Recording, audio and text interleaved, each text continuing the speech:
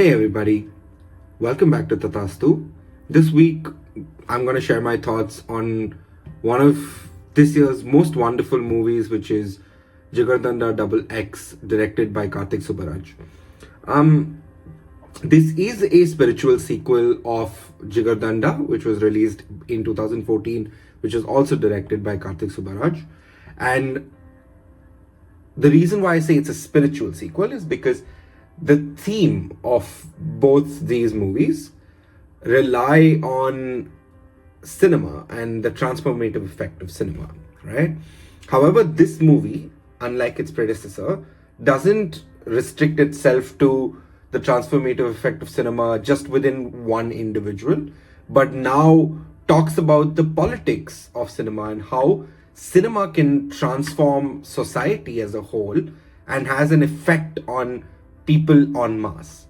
And I think that is a great story to take up and to pull it off as well as Jigarthanda Double X has been, I think is a marvelous effect in and of itself, right? So kudos to the entire team for pulling off such an excellent job in terms of giving us one of the best movies of the year, right? Story in a nutshell is it's about a phony director or a pseudo director who goes to Madurai to direct a biography of a ruffian slash thug based out of Madurai, and the story then progresses from it being about the biography being directed and the art of cinema to how cinema can change people as a whole in the second half. The first half sets up all the characters so beautifully.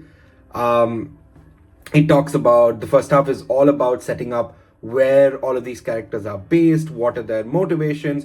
For example, one of the primary protagonists, which is played by Raghava Lawrence, his entire ideology of life is based out of the fact that because of something that happened in his past, him forgiving people is something that he considers is a problem and is something that he considers a weakness.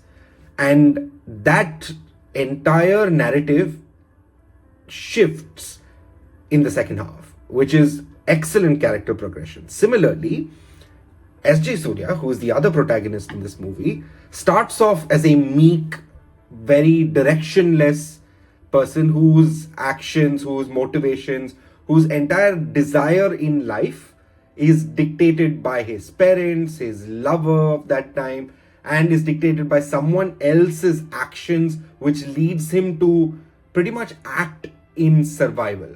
Which means that the entire first half is set up in a way where both protagonists live on motivations that are significantly bad for them, and the progression of this movie makes them realize how directionless they've been and why they need to make that change. And the progression of this character or these characters is incredible.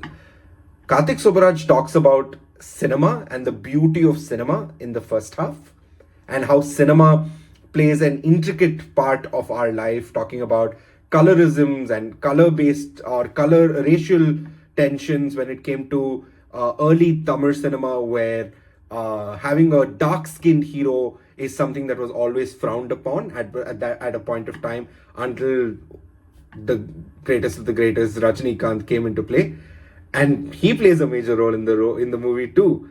From talking about politics of cinema and within the cinema industry, to then talking about the politics of the world in the second half, I think the transformation and the connectivity between the two halves is incredible.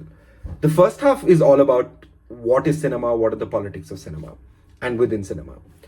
The second half talks about minority rights, talks about tribal rights, talks about the beauty of nature, talks about nature as an entity in and of itself that teaches you the most important things in life, which is the value of forgiveness, the value of not having an ego, and the mechanism or the weapon that Karthik Subbaraj uses in this movie to convey that is an animal, is an elephant, right? Which is kind of ironic considering Raghava Lawrence's character starts off directionless like a wild elephant, but then learns compassion, learns beauty, learns how to take care of his own people, similar to what an elephant who grows up to become more mellow, more understanding, right? And I think this this natural progression, or the way nature tends to teach you how to become someone, is something that also translates into the protagonist's life, which is beautiful writing, right? And I think the fact that these are things that a director has thought about and hasn't spelt it out for us, hasn't force fed this is what I'm trying to say, but rather has showed you the entire transformation, is just beautiful cinematic experiences. So I think Karthik Subbaraj needs to get a huge round of applause with regard to this. I think Karthik makes a very important political statement, because I think this is his most emotional, most melancholic movie, because he talks about how cinema can change people, can change society, but more importantly, he uses cinema and literally and metaphorically the word shooting, which can be translated to the literal act of shooting a gun, or shooting that happens in cinema, where you shoot cinema or shoot scenes, right? He uses that word and the entire concept of cinema as a weapon or as a way to protest or to show the way society and government and the system tends to always trump over minorities. This facet of the movie, which is the second half of the movie, plays a very important role in not just showing how cinema isn't just a personal validation of a lot of what you think, but also teaches you how to change yourself and become more socially conscious. And I think Karthik spells it out very, very well in this movie. In terms of just the acting, S.J. Surya and Raghava Lawrence, you would think with the filmography of Raghava Lawrence, you'd be very, very surprised that this man could even probably act other than just being Raghava Lawrence. He is phenomenal. There are certain scenes where he channelizes a very intricate method actor almost, where he almost talks to us as the character. And that is just mind-blowing transformation in terms of just how a director with good vision can take an actor who's probably not been given those kind of opportunities or hasn't taken those opportunities, and now can be considered a serious contender for a lot of good movies, similar to what Gautam Menon did for Arun Vijay, or for what Karthik Subbaraj did to S.J. Surya, right? So I think this is what cinema it can be about. It can literally transform an actor or a performer, a bass performer, to becoming a full-fledged actor. And Raghava Lawrence now can expect excellent choices and a flurry of movies coming to him. I hope he makes excellent movies out of this. S.J. Surya, what a man. Anything he touches turns to gold. He's like the Nisha Sajan of male actors. He's just there to perform. He contributes excellently to the movie. He has a sorrow to his character because of the fact that he's just trying to survive. And the fact that he was so rudderless in the first half, and because he's acting as a pseudo director, he has no idea of what direction is, has no idea what the concept of cinema is. But by the end of the movie, he understands the value of cinema direction, but also learns that he now has a direction in life. That is beautiful writing, and the performance is magnificent. Nimisha Sajan, who acts as Raghava Lawrence's wife, is brilliant. She comes in quite a few scenes, but is not a predominant character. But every time she's on the screen, she's fire, and she's brilliant at what she does. Sanjana Natarajan, small scenes, but incredible performance in terms of just the nuances and the kind of expressions that she's able to give of sorrow, of horror that she brings about. I think it's excellent. Navin Chandra is one of the primary antagonists. I can tell you, one of the best antagonists of this year. So menacing. I think it's a very well written character, even though he is fully evil. Let's be honest, he's not one of those grey shades kind of villain. He owns up to that evilness so beautifully that you don't root for him, obviously, but you want to see more of him because he's so tantalizingly evil, and that's beautiful in terms of just characterization. Technical team, the cinematographer needs to be taken into account. What brilliant shots. I think the dustiness or the dusty effects around Madurai and the beauty of how he's captured the hillside and nature, animals, the VFX team, brilliant stuff.